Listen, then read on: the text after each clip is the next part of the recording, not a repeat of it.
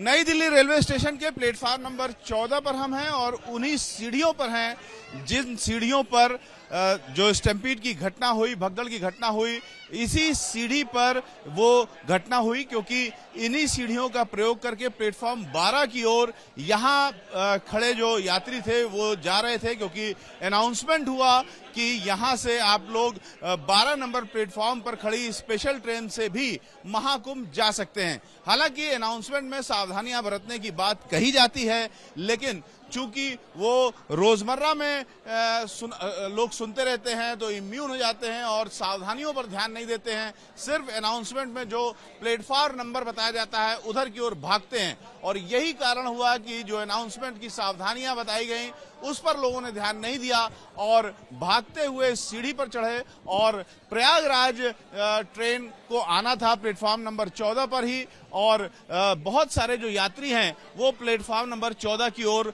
Platform number 16 की ओर से आ रहे थे, यानी अजमेरी गेट साइड जो दिल्ली की स्टेशन का है उधर से आ रहे थे।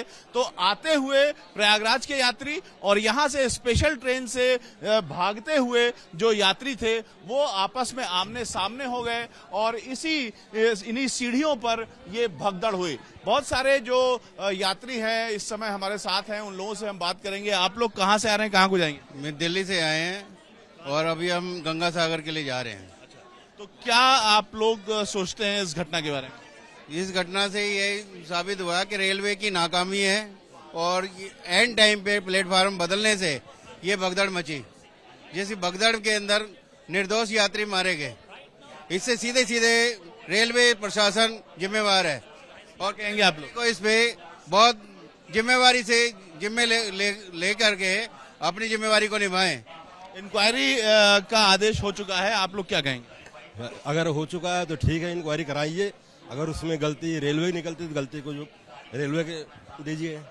देखिए जी, रेलवे की गलती इसमें ये है क्योंकि एक ही जीने से आना भी और जाना भी ये गलत है। इसके बीच में या तो ब्रेकिंग हेड होना चाहिए, एक आने के लिए और एक जाने के लिए, वो है नहीं।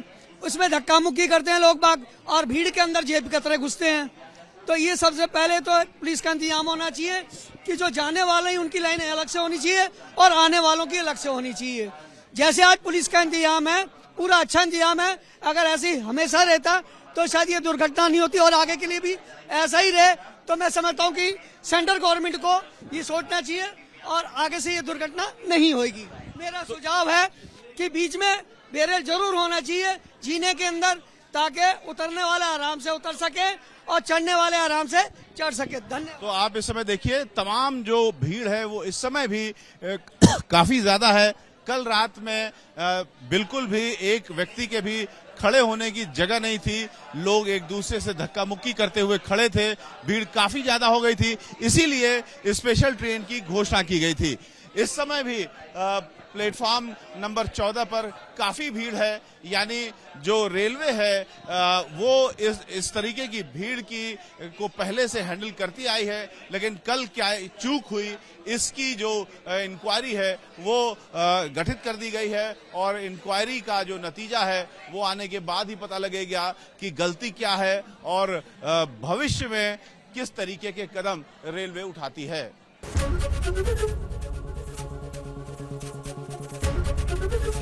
एबीपी गंगा, खबर आपकी, जुबान आपकी।